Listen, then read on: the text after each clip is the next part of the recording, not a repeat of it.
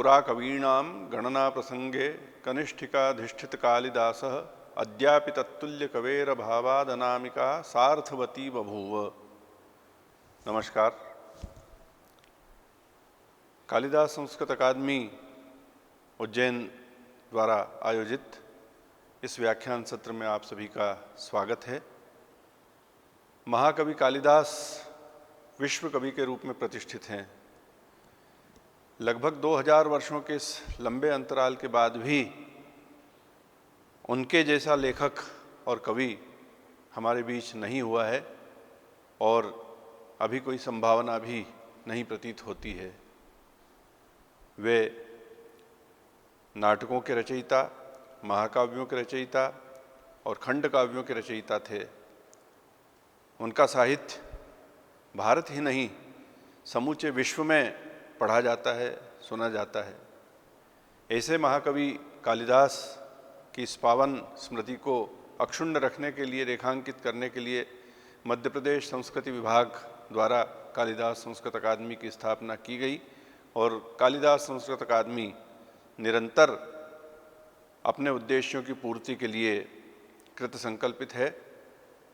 Corona संक्रमण के इस काल में भी संस्कृति विभाग अपने दायित्वों को पूरा करने के लिए प्रतिबद्ध है। गमक श्रृंखला के अंतर्गत प्रतिदिन कोई कार्यक्रम संस्कृति विभाग द्वारा प्रसारित किया जाता है। इसी श्रृंखला में कालिदास संस्कृत अकादमी द्वारा आज महाकवि कालिदास के साहित्य पर केंद्रित व्याख्यान संकल्पित है। वरिष्ठ इतिहासविद, संस्कृतिविद, संस्कृतविद और महाराजा विक्रमादित्य शोधपीठ के पूर्व निदेशक डॉक्टर भगवती लाल राजपुरोहित आज कालिदास साहित्य में समाज चित्रण शीर्षक केंद्रित व्याख्यान देंगे। हम उनका स्वागत करते हैं और इस व्याख्यान सत्र की अध्यक्षता के लिए आज हमारे साथ वरिष्ठ संस्कृतिविद, संस्कृतविद, कालिदास साहित्य के अध्येता और खगोलीय ज्योतिष के वरेण्य विद्वान डॉक्टर मोहन गुप्ता जी हैं।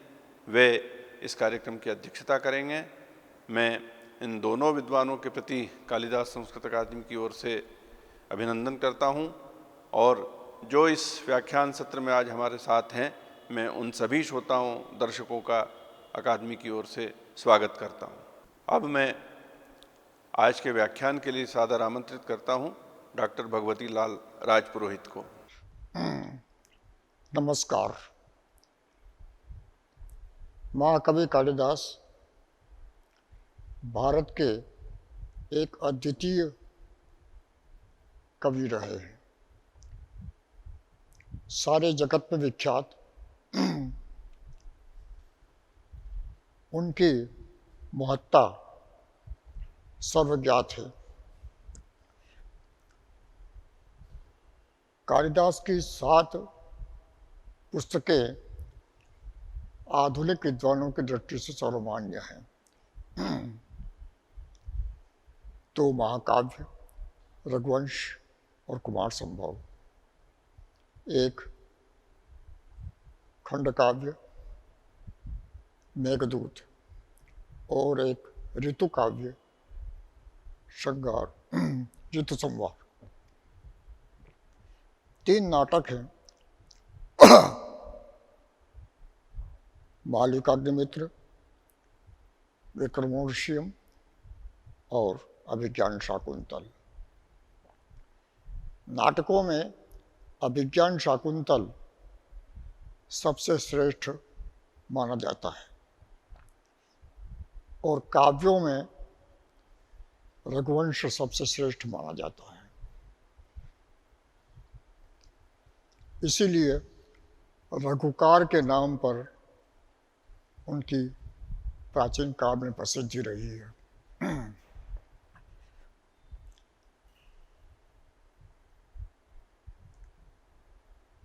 महाकवि कालिदास ने अपने साहित्य में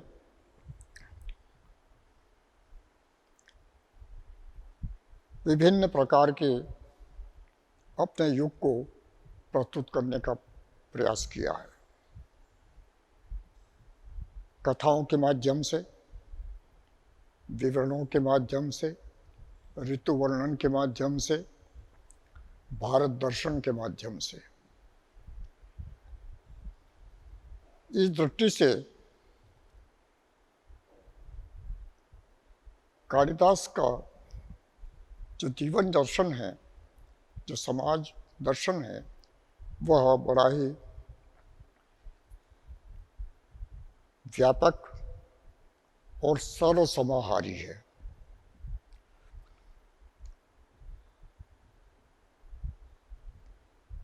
कालिदास ने अपने रघुवंश के आरंभ में जो विवरण दिया है, उससे प्रतीत होता है कि इस देश की जो पौराणिक काल से परंपरा रही है,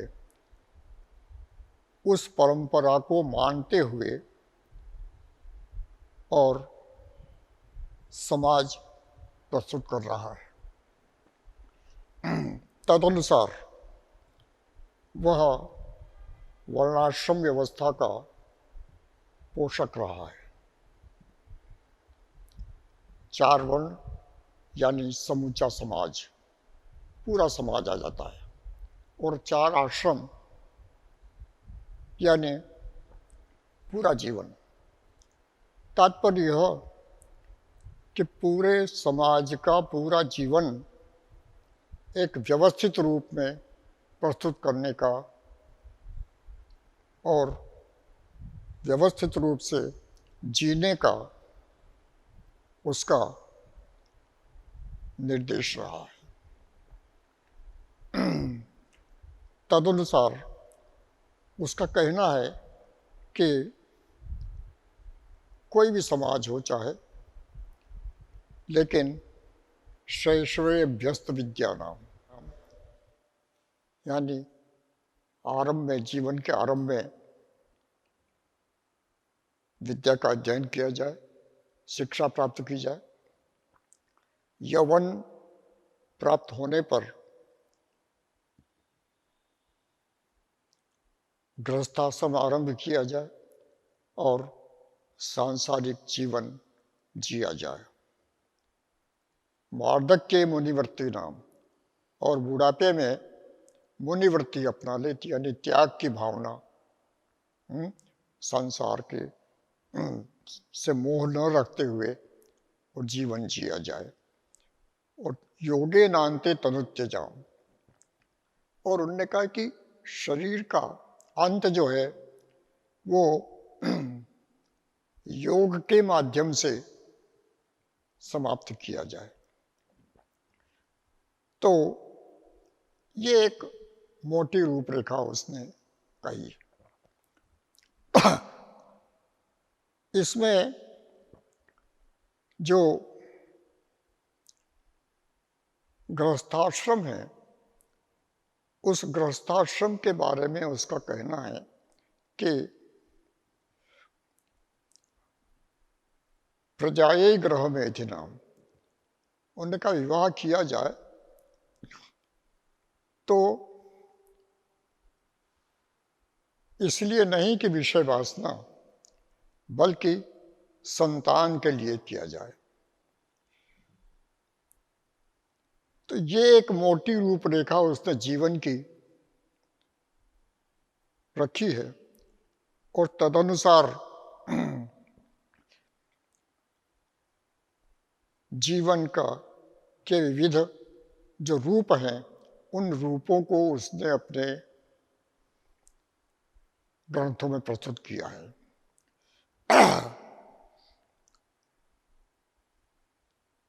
गृहस्थाश्रम सभी आश्रमों का मूल है, आधार है। चाहे ब्रह्मचर्य हो, संन्यास हो, तपस्वी हो, कोई भी हो, वो सब निर्भर है गृहस्थ पर। गृहस्थाश्रम से संतति होती है और संसार चलता है। गृहस्थाश्रम में रह करके गृहस्थी लोग जो है वो उपार्जन करते हैं, धन उपार्जन करते हैं, कृषि करते हैं, उद्योग करते हैं और उससे संसार चलता है। तो इस तरह से गृहस्थाश्रम सभी आश्रमों का मूल है। ये इसलिए उसके लगभग सभी ग्रंथों में गृहस्थाश्रम की कथा है, श्रृंगार की कथा है। बचपन उसमें बहुत कम है, लेकिन जो भी है उसमें उसके संदेश प्राप्त होते हैं।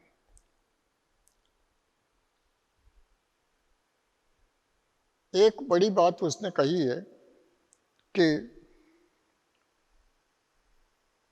जो परंपरा है उस परंपरा को निभाना चाहिए, लेकिन परंपरा में जो भी कुछ है, पुराण मित्येव न साधु सर्वम, उन्होंने कहा जितने पारंपरिक जो भी है वो सब कुछ अच्छा है और नया अच्छा नहीं है, ऐसी बात नहीं है। परंपरा में भी कुछ अच्छा है और नए में भी कुछ अच्छा है, और इन दोनों का समाहार होना चाहिए जीवन में। शिक्षा के बारे में उसने कहा है कि शिक्षा जो है वो सब प्रकार की मनुष्य को प्राप्त करना चाहिए। शास्त्र की शिक्षा हो और उस समय आवश्यक, समाज के लिए आवश्यक था, शस्त्र की शिक्षा भी आवश्यक हो। तो शस्त्र और शास्त्र इन दोनों का समन्वय उस समय के समाज के अनुरूप माना है। जो कुछ वर्ग ऐसा है कि जिसको शिक्षा ही प्राप्त करना है और शिक्षा देना है। कुछ वर्ग ऐसा है जिनको राजनीति की ओर प्रेरित अग्रसर होना है, और कुछ वर्ग ऐसा है कि जो कृषि और व्यापार की ओर आगे बढ़े, और कुछ वर्ग ऐसा है कि जो नौकरी वगैरह करते रहते हैं, सेवा, राष्ट्र सेवा करते हैं। तो सब प्रकार के समाज की मिलकर के एक समग्र समाज बनता है, और उस समग्र समाज से ही देश आगे बढ़ता है।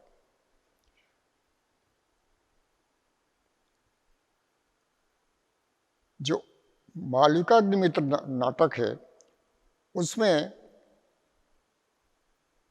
जो संगीत की शिक्षा, नृत्य की शिक्षा की चर्चा है, और उसमें नृत्य के आचार्य के और नृत्य के शिष्य के दोनों के गुण बतलाए हैं। और उसमें बतलाया है कि आचार्य ऐसा होना चाहिए कि जो अपने विषय का विद्वान हो, अपने विषय को शिष्य तक पहुंचाने की उसमें क्षमता हो, और शास्त्र के विविध नियमों को भली भांति जानता हो। तो इस तरह से, और शिष्य भी ऐसा हो कि वो शिक्षा ग्रहण करने में पीछे न रहे, उसकी लगन उसमें इतनी हो कि जो गुरु बताए उस गुरु बताए हुए ज्ञान को यथावत ही प्राप्त न कर ले, बल्कि उसमें वृद्धि करे अपनी तरफ से भी। जो वृद्धि करेगा वो उससे प्रतिभा उसकी ज्ञात होगी। तो इस तरह से एक विद्याभ्यास की उसमें चर्चा की गई है,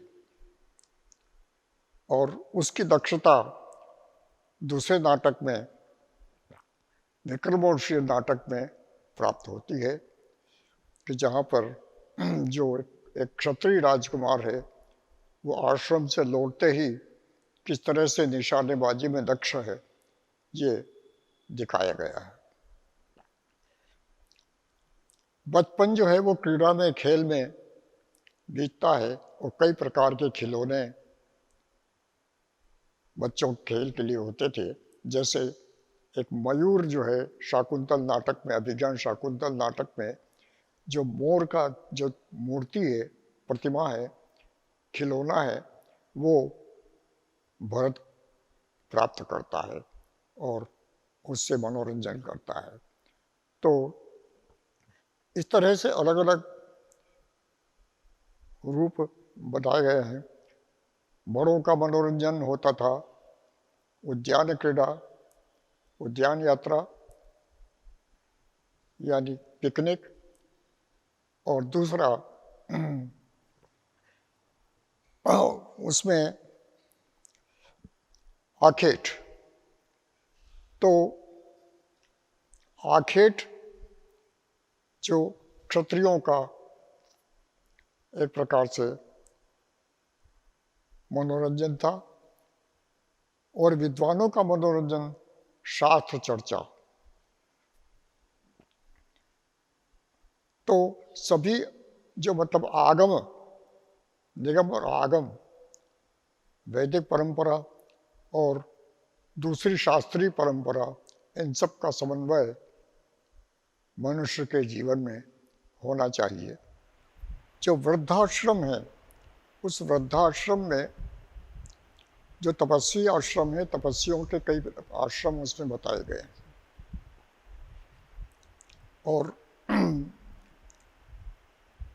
शाकुंतल में एक आश्रम का पूरा आधा शाकुंतल उस आश्रम का ही विवरण में जाता है और उसमें बताया जाता है कि उसमें एक संयुक्त शिक्षा प्रणाली थी, यानी स्त्रियां भी शिक्षा प्राप्त करती थी और पुरुष भी शिक्षा प्राप्त करते थे। विद्यार्थी भी होते थे, विद्यार्थिनियां भी होती थी, सभी शिक्षा प्राप्त करते थे। और उनको कर्ण जैसे योग्य गुरु जो है वो शिक्षा देते थे और जो कि स्वयं वैदिक परंपरा के महान आचार्य थे।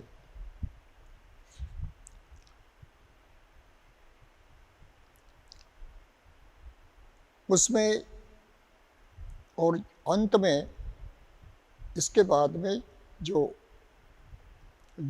अंत जो है मनुष्य का जीवन योग से बीते, ये रघुवंश में बताया गया है, जहाँ अज, राजा अज जो है वह योग के द्वारा अपना जीवन का अंत करता है। जीवन के अंत के बारे में रघुवंश में कहता है कि जो मृत्यु है वो जीवन का एक स्वाभाविक पड़ाव है और जीवन तो उस मृत्यु का एक विकार है, मतलब एक रूप है उसका, और वो आता जाता रहता है और मृत्यु स्थायी है। मरणम प्रकृति शरीर नाम। तो ये एक जीवन का एक प्रकार से समग्रता को देखने का उसने प्रयास किया है। ये जो जीवन है, ये जीवन भारत में विविध वर्णीय रूप है, कई प्रकार का है। तो और वही जो उसकी वही उसकी राष्ट्रीयता है, क्योंकि भूमि पर बसने वाला मनुष्य और उसकी संस्कृति, इन तीनों को मिलाने से राष्ट्र का स्वरूप बनता है। तो भूमि दर्शन जो है और उसके माध्यम से संस्कृति दर्शन मेघदूत में प्राप्त होता है, जहाँ पर रामगिरी आश्रम से मेघ चलता है और अलका तक यानी कैलाश पर्वत तक पहुँचता है। तो रामगिरी आश्रम से लगा करके कैलाश पर्वत तक की ये पूरी यात्रा, पूरी भूभाग वर्णन, वहाँ की प्रकृति, वहाँ के नदी, वहाँ के पर्वत, वहाँ के निवासी, वहाँ के नगर, उन सब की चर्चा करता रहता है, उनके धार्मिक आस्थाओं की चर्चा करता रहता है। तो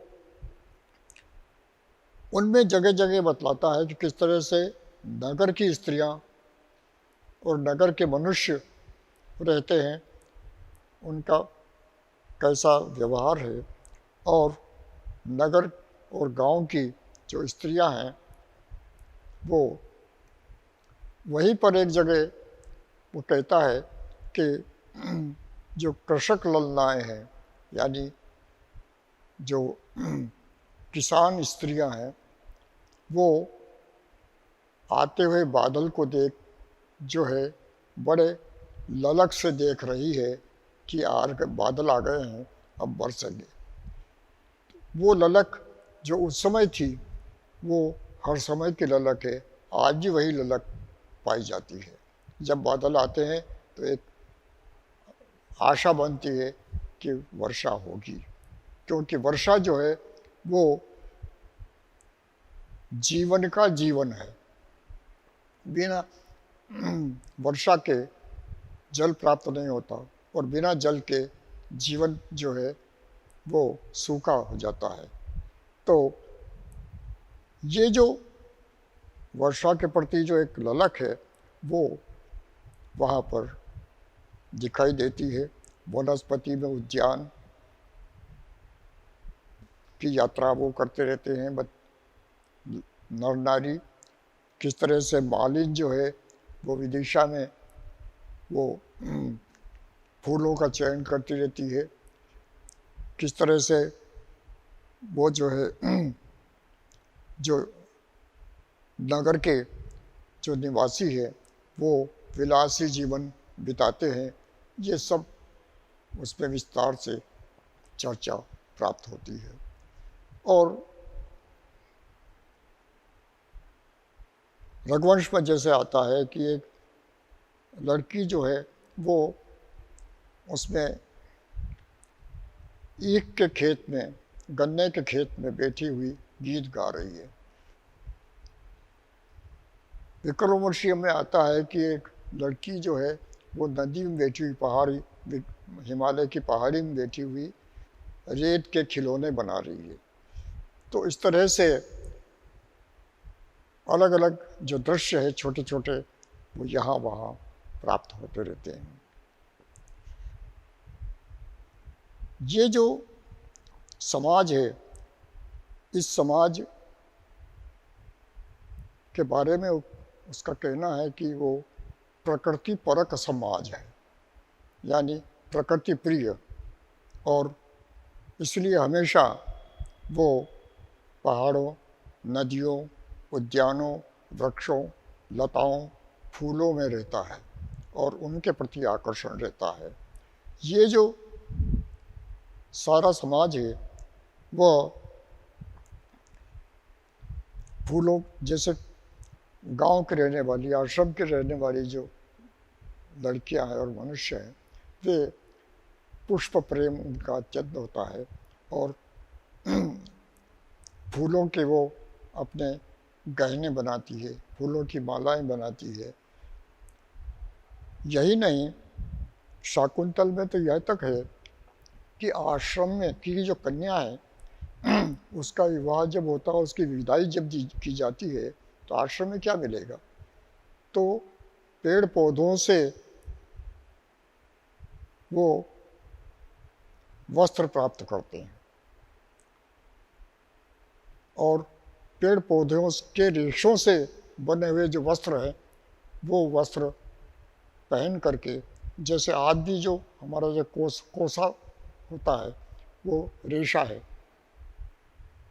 तो इस तरह से पेड़ पौधे के रेशों से या ये जो सिंथेटिक है, ये भी बहुधा जो है बांस वगैरह की गला करके और विविध जो पेड़ पौधे हैं उनका सार का रूपांतर है। तो इस तरह से कई तरह से उन वस्त्रों को प्राप्त करके और शकुंतला को कि वो करते हैं, श्रृंगार करते हैं और उसके बाद में उसकी विदाई होती है। तो ये जो रूप है, ये जो विवाह का समय होता है उस समय खास वो श्रृंगार किया जाता है, चाहे पुरुष हो चाहे नारी हो। ये मालिकाग्निमित्र नाटक में देखा जाता है। एक और चीज़ है कि कालिदास का जो समाज है वो समाज बहुधा संभ्रांत समाज है, यानी रईसों का समाज है, राजा रईसों का। और उसी रूप में जो छोटे वर्ग का समाज है, जो गरीब वर्ग का समाज है, उसकी उसमें चर्चा तो है यहाँ वहाँ छिटपुट, लेकिन कम है। जैसे उसमें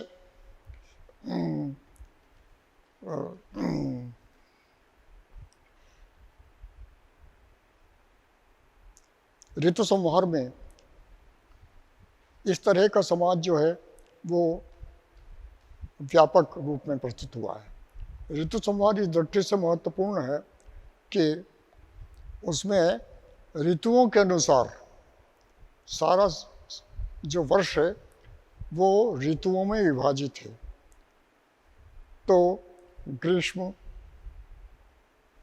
वर्षा, शरद, हेमंत, शिशिर और बसंत, इन 6 ऋतुओं के हिसाब से रहन सहन, किस ऋतु में मनुष्य के ऊपर क्या प्रभाव पड़ता है ऋतु का, ये उसमें वर्णित है। और उसके अनुसार उस मनुष्य का रहन सहन, उसका कपड़े पहनना, उसका खान पान, उसका रहना, ये सब जीवन पद्धति जो है ऋतु के अनुसार बदलती चली जाती है।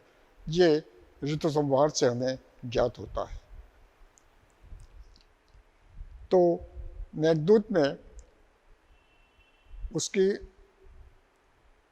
भूमि की जो विविधता है, उस विविधता के अनुसार जीवन जीने की पद्धति बताई गई है कि पहाड़ी कैसे रहेंगे, मैदानी कैसे रहेंगे, जंगल के लोग कैसे रहेंगे और उनकी जीवन पद्धति क्या है। तो इस तरह से प्रकृति में रहते हुए प्रकृति से प्रभावित जो समाज है उस समाज को उसमें अभिवर्णित किया गया है। तो उसके नाटकों में उसके वस्त्र, आभूषण, खान पान, जो खान पान है वो भी समय के अनुसार बदल जाता है। दोनों प्रकार के खान पान की उसमें चर्चा है, शाकाहार और मांसाहार। तो दोनों की चर्चा यहाँ वहाँ यथावश्यक प्राप्त होती है। लेकिन मोटे तौर पर जो ब्रह्मचारी, जो विद्यार्थी गण हैं, जो तपस्वी गण हैं, वो सब प्रकृति के ऊपर निर्भर है और प्रकृति में भी फल फूल पे, तो वो प्रायः मांसाहारी नहीं होते हैं। ये जो कुछ लोगों की जीविका हो सकती है मांसाहारी, और जीविकाएं अलग अलग प्रकार की होती है। जैसे व्यापारी की अपनी पद्धति होती है, राजा की अपनी पद्धति होती है और सेवकों की अपनी पद्धति होती है।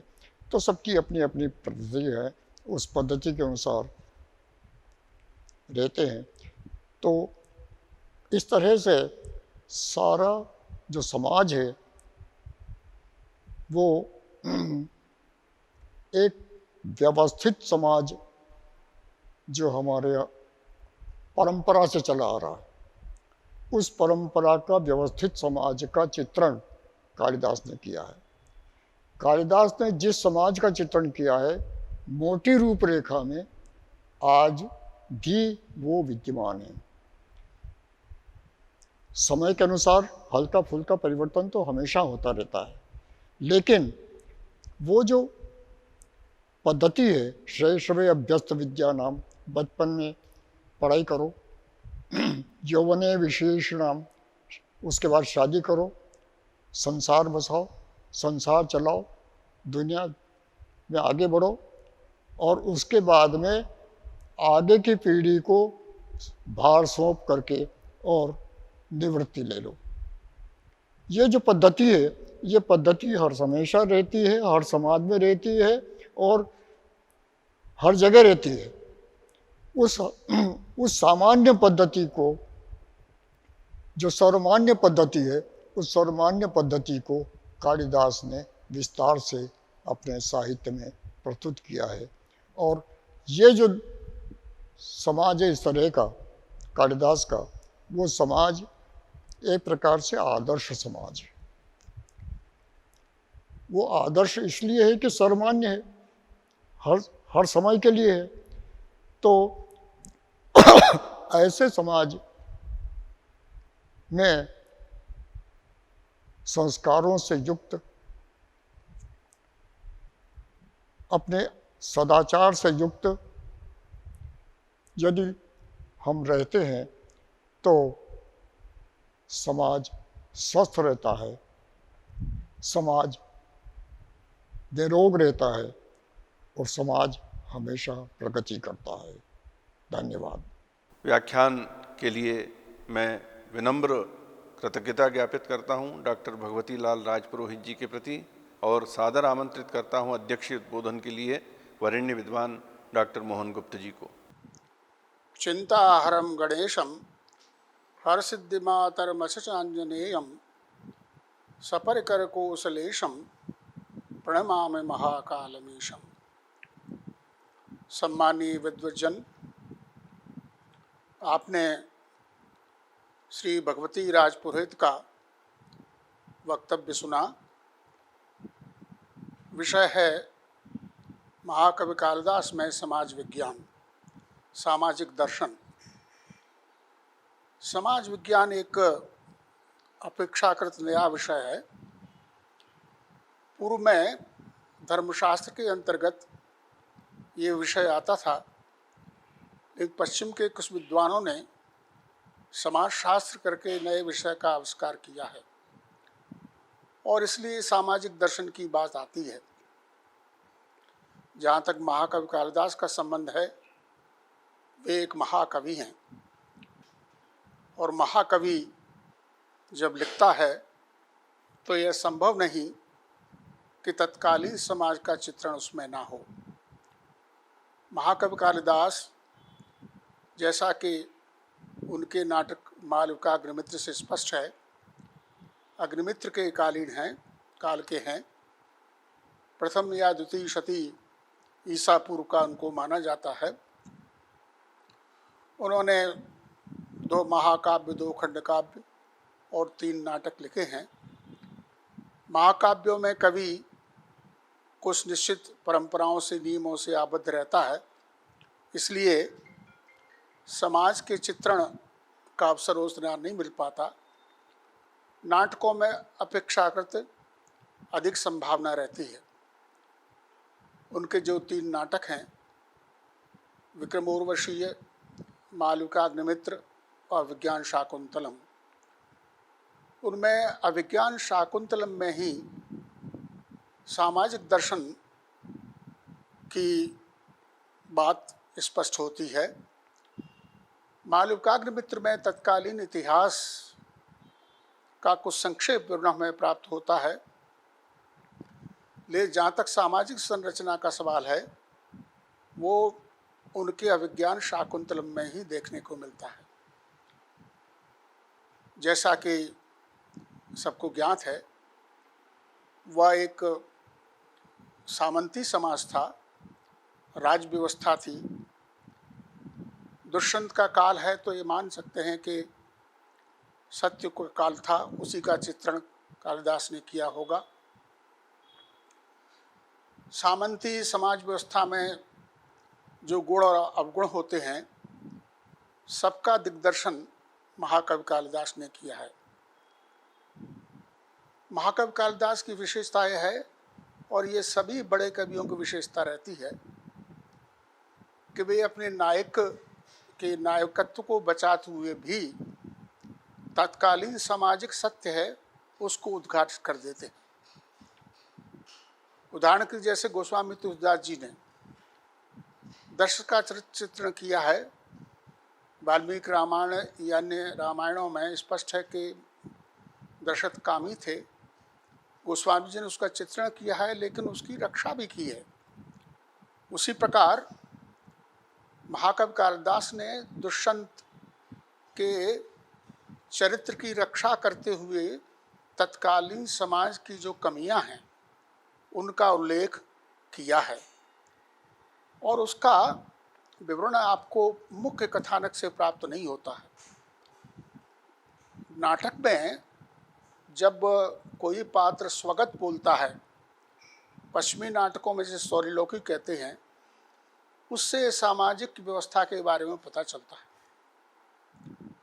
यह बात ठीक है कि राज व्यवस्था होने से समाज में शांति रहती थी, अपराध नहीं होते थे, लोग बहुधा सच्चरित्र हुआ करते थे। लेकिन सामंतवादी समाज की सबसे बड़ी कमी यह है कि स्वयं राजा या राज कर्मचारी ही प्रजा के साथ कभी कभी अन्याय किया करते थे। राजाओं पर किसी प्रकार का अंकुश नहीं हुआ करता था। आमतौर पर पारंपरिक दृष्टि उसे नहीं देख पाती है, लेकिन महाकवि हमेशा ऐसे संकेत छोड़ जाता है जिस उसके बारे में जाना जा सके। उदाहरण के तौर पर शकुंतला के आश्रम में दुष्यंत गए, शकुंतला से उनका प्रेम हुआ। राजा का ये दायित्व है कि तत्कालीन समाज की धर्म की जो मर्यादाएं हैं उनकी वह रक्षा करे। दुष्यंत ने वैसा नहीं किया। हम ये मानने को तैयार हैं कि दुष्यंत या शकुंतला का प्रेम हुआ होगा, और प्रेम होने पर नायक नायिका का संयोग होना चाहिए, इससे भी कोई मना नहीं है। किंतु स्वयं राजा होते हुए उनका दायित्व था कि वे कर्ण के आने तक प्रतीक्षा करते, और कर्ण की अनुमति से विवाह कर शकुंतला से विवाह करके और तब उससे संयोग किया जाता।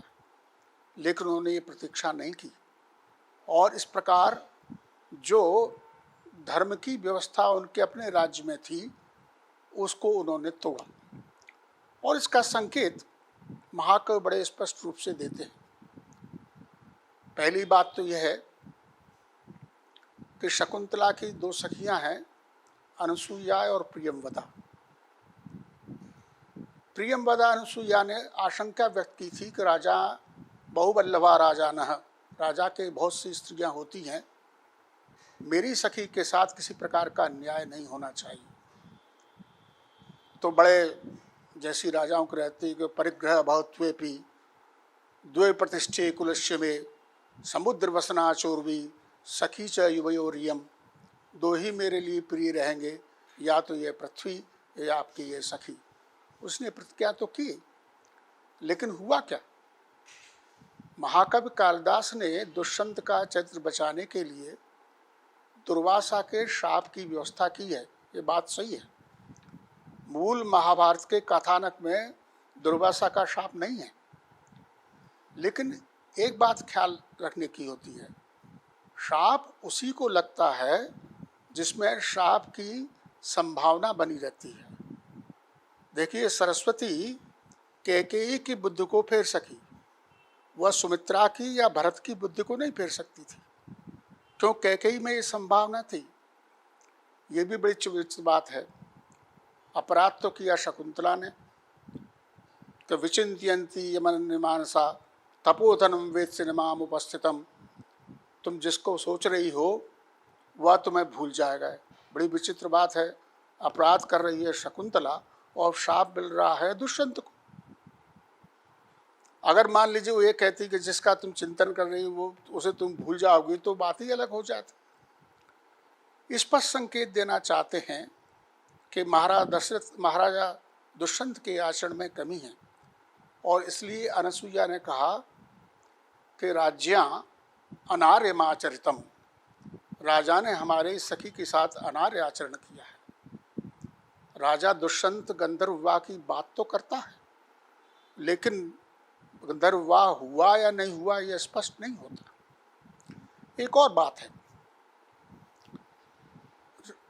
दुष्यंत कर्ण से आने से पहले आश्रम से भाग जाना चाहता है और इसलिए जब शाम का समय हुआ तो ये घोषणा होती है कि सायंतने सवन कर्मण संप्रवृत्ते वेदीम हुताशनवतीम परितः प्रवृत्ता प्रसिद्धा। आसपास राक्षस आए हुए हैं और इसके बाद राजा निकल कर चला जाता है। अब एक राजा के तौर पर राजा का ये दायित्व था कि जिस आश्रम में जा रहा है वहाँ अपनी सेना रखता और आश्रम की रक्षा की व्यवस्था करता। आश्रम के आसपास राक्षस कैसे आ रहे हैं, ये राजा की अपनी कमी है। मेरा अपना मानना है कि आश्रम से अपने आप को छुड़ाने के लिए ये उद्घोषणा करवाई और राजा वहाँ से निकल दिया। कुल 4 दिन राजा अनुमान के तौर पर आश्रम में रहा और इस बीच उसने शकुंतला से सहवास भी किया, वो गर्भवती भी हुई।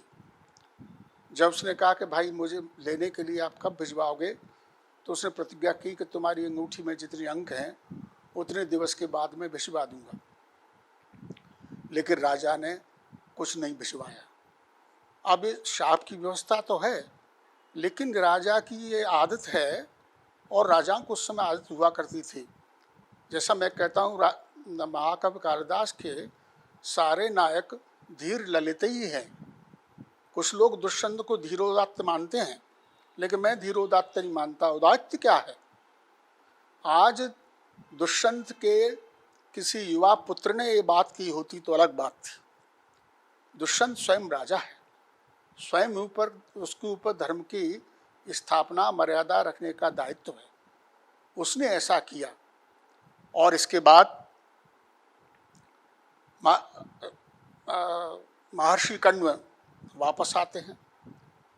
महर्षि अगर राजा निर्भय है और ये मानता है कि उसका कदम सर्वथा नीति सम्मत है, तो उसे कण्व के आने तक रुकना चाहिए था और कण्व की अनुमति से उससे विवाह करना चाहिए था।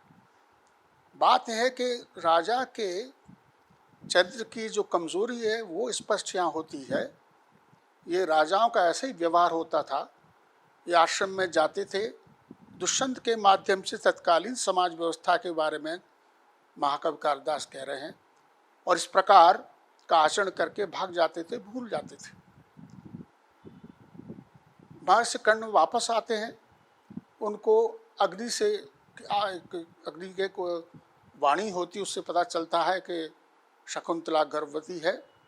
उनके चलो ठीक है, राजा से प्रेम हुआ है, लड़की को विवाह तो कर नहीं था, कोई बड़ी बात नहीं है, मैं विदाई करे देता हूँ। और वो विदाई की व्यवस्था करते हैं। लेकिन कण्व बहुत व्याकुल होते हैं। उनकी व्याकुलता के पीछे केवल शकुंतला का विरह नहीं है, उनको ये आभास भी है कहीं न कहीं ये मेरी असफलता है कि मेरी संतान ने इस प्रकार मेरी अनुमति के ऐसा कदाचरण किया। तो वही क्लव्यम ममति तादृबीदृश महो स्नेहादरण्युकस पीड्यन्ते ग्रहणो कथम न तनया विश्लेष दुःखिर्न वही। विकलता का एक ये भी कारण है। वो अपने 2 शिष्यों के साथ शकुंतला को राजा के पास भेज देते हैं और वहाँ जैसा कथा राजा शकुंतला को पहचानने से मना कर देता है। इस समय शार्ङ्गरभ और शारद्वत जो बात कहते हैं वो तत्कालीन समाज में बड़ी तीखी टिप्पणी। वो कहते हैं कि एक तो पौर पौर वहाँ कहते थे नगर को, उस समय पुर नगर को कहते थे और ग्राम अलग कहते थे। तो बेचारा गांव से आश्रम से पुर में आया, अपने आप को अजीब सा महसूस करता है और कहता है कि मुझे ऐसा लगता है कि अव्यक्त व स्नातः, जैसे स्नान कर लिया हो फिर भी उसमें अभ्यंग साबुन लगा हुआ हो, शुचिरमिव, और पवित्र हो लेकिन अपवित्र जैसा दिख रहा हो, और प्रबुद्ध में सुप्ता, सोया हुआ हो लेकिन जगा हुआ सा लग रहा हो, बदा है लेकिन स्वैरगति, इस प्रकार की विपरीत गति सी उसको लगी। लेकिन उन्होंने राजा से निवेदन किया। राजा ने कह दिया कि भाई मैंने तो उससे विवाह नहीं किया। शाप के कारण दर्शक को लगता है कि इसमें दुष्यंत का कोई दोष नहीं है। जैसे मैंने कहा कि आपाततः आपको ऐसा लगेगा कि कोई दोष नहीं है, लेकिन कुल बात तो यह है कि शाप उसी को क्यों लगा। और उसकी एक रानी ने बड़ी सुंदर टिप्पणी की है। उसने राजा के बारे में कहा है, अभिनव मदलोलुपो भवान तथा परिचुम्बे आम्र मंजरीम कमल वसत मात्र लुब्ध मधुकर विस्मृतो से नाम कथम। और ये कहता भी है कि रानी ने ठीक उपाल में मुझको दिया है, अभिनव रस लोलुपो भवान, आप तो अभिनव रस के लोलुप हैं। इस प्रकार आम्र मंजरी का चुंबन करके कमल के वन में बस गए, फिर हमको भूल गए। ये जो टिप्पणी दुष्यंत की महारानी की है वो उनके चरित्र को दिखाने के लिए बहुत स्पष्ट है। और यही बात सामने आती है जब वो मना कर देता है, शकुंतला अपना सारा विवरण देती है। एक बात आप ख्याल रखिए, शाप हो या वेश बदलना, ये उसी के पर संभव है जिसमें उसकी संभावना होती है। हम आप लोग सिनेमा देखते हैं, वेश बदल के आत्म कैसे पहचान लेते कि अमुक नायक है, ये फलां पात्र है। अहिल्या के मामले में भी अहिल्या ने इंद्र को पहचान लिया था, वाल्मीकि रामायण स्पष्ट करती है। सारी घटना के बावजूद भी राजा ने नहीं पहचाना कि शाप के अलावा उसके स्वभाव में है। और इसके बाद बड़ी तीखी टिप्पणी शार्ंगरत्व सारवत करते हैं कि मूर्छन्त्यमी विकाराः प्रायेण ऐश्वर्य मत्तेषु। आप ताज्जुब करेंगे, कालिदास इस प्रकार की बात कहते हैं, इस प्रकार विकार प्रायः ऐश्वर्य मत लोगों में आते हैं, ये इस प्रकार कहते हैं। और ये कहते हैं कि भाई हम आजीवन सरलता और सत्य की शिक्षा लेते हैं, हमारा वचन प्रमाण नहीं है। और जिन राजाओं के लिए कौटिल्य ही एक नीति होती, कुटिलता ही एक नीति होती, उनका वचन प्रमाण हो गया। इस सब के बावजूद विवाह की संस्था के संबंध में कवि बहुत स्पष्ट है, विवाह की संस्था अनुल्लंघन ही है। और इसलिए वो कहते हैं कि अतः समीपे, भाई तुमने जब दुष्यंत से प्रेम किया, हमारी किसी की अनुमति नहीं की, महर्षि कण्व की अनुमति नहीं ली, अब तुम्हें ये भाग्य मिला है तो उसे भोगो। आशा यह है कि विवाह की संस्था का अतिक्रमण करने पर अगर कोई दंड होता है तो उनको भुगतना पड़ेगा, लेकिन विवाह की संस्था अनुल्लंघनीय है।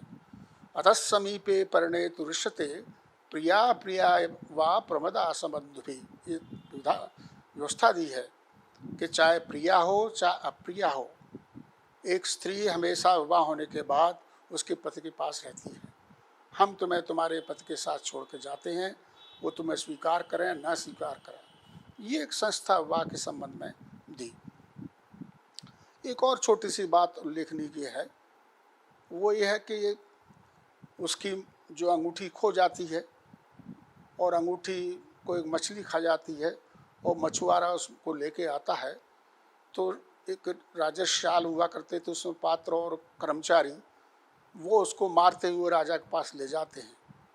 और जैसा रहता है, यानी उस युग में भी व्यवस्था थी कि भाई तुम्हें अंगूठी कहाँ से मिली राजा की, उसको मारते हुए ले जाते हैं। वो प्रार्थना करता है, सब इस तरह से मछली से मिली हुई है, ये क्या वो इतोर्धम में सुमनो मूल्यम भवतु, अब उससे कहते हैं इसका आधी चीज़ हमको प्राप्त होना चाहिए। मतलब छोटे राजकाज कर्मचारियों में कदाचार की वृत्ति थी। ये ये भी बात कालिदास ने स्पष्ट की है। यही तो सामाजिक दर्शन है। लोग धीरोदात्त नायक या शकुंतला का प्रेम ये तो सब कहते हैं, लेकिन सूक्ष्म संकेत कालिदास ने क्या दिया है वही समाज दर्शन की बात होती है। आशय यह है कि यद्यप वह आदर्श समाज था, सतयुग का समाज था, लोग सदाचारी थे, लेकिन जैसे कि एक सामंतवादी व्यवस्था में हुआ करता है, उसके दोष यही है कि इस स्थिति में राजा या राज कर्मचारी प्रजा के साथ कभी अनार्य व्यवहार करते हैं। वैसा महाराजा दुष्यंत और शकुंतला के समय में भी हुआ। इसका एक सूक्ष्म संकेत महाकवि कालिदास ने दिया है। चूँकि वे महाकवि थे, इसलिए किसी सत्य को छुपा नहीं सकते थे, और यही दर्शन व्यवस्था उनकी है। सामान्य तौर पर वर्णाश्रम व्यवस्था जैसी थी, लोग 4 वर्णों और आश्रम के अनुसार ही अपना जीवन यापन किया करते थे। इस धर्म व्यवस्था में यदि कहीं कोई अत्याचार होता था तो राजा या राज कर्मचारियों के द्वारा ही होता था।